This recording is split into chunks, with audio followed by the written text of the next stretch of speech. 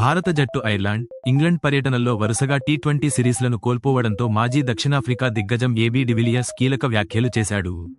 England చేతిలో 0-4తో white wash కావడం భారత జట్టుకు గట్టి హెచ్చరిక అని ఆయన అభిప్రాయపడ్డాడు.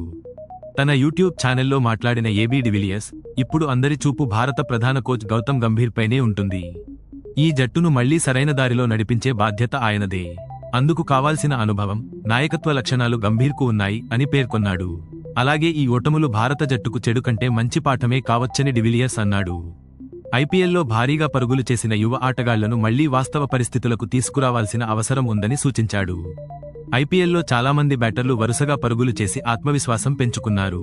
కానీ అంతర్జాతీయ క్రికెట్ పూర్తిగా భిన్నం. ఇక్కడ ప్రతి బౌలర్ నాణ్యమైనవాడే, దాచుకునే అవకాశం ఉండదు. అందుకే ఆటగాళ్లను మళ్లీ నేలపైకి తీసుకురావాలి. అంతర్జాతీయ స్థాయి ఎంత కఠినమో వారికి అర్థమయ్యేలా చేయాలి అని డివిలియర్స్ చెప్పాడు. అతను మరో ముఖ్యమైన విషయాన్ని కూడా ప్రస్తావించాడు. ఐపీఎల్లో 1 లేదా 2 బలహీన బౌలర్లపై దాడి చేయొచ్చు. కానీ అంతర్జాతీయ క్రికెట్లో అలాంటి అవకాశం ఉండదు. ప్రతి ఓవర్లో నాణ్యమైన బౌలింగ్ ఎదురవుతుంది. కాబట్టి ఎప్పుడూ ఒకే విధంగా దూకుడుగా ఆడటం కుదరదు. పరిస్థితులకు తగ్గట్టు గేర్ మార్చడం నేర్చుకోవాలి అని వివరించాడు.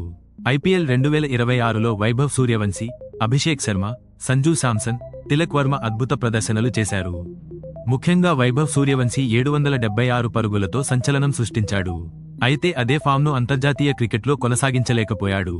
ఇంగ్లండ్, ఐర్లాండ్ పర్యటనల్లో వైభవ్ 3 ఇన్నింగ్స్లో ఒక్కసారి కూడా 15 పరుగుల మార్కును దాటలేకపోయాడు.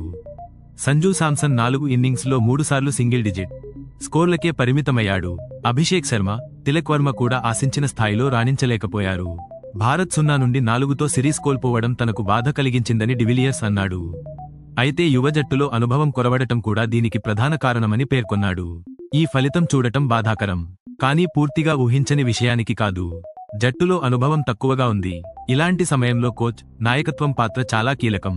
గౌతమ్ గంభీర్పై విమర్శలు రావడం సహజమే. కానీ ఇది ఒక్క ఆయన తప్పు కాదు. కొత్త జట్టుకు సమయం ఇవ్వాలి.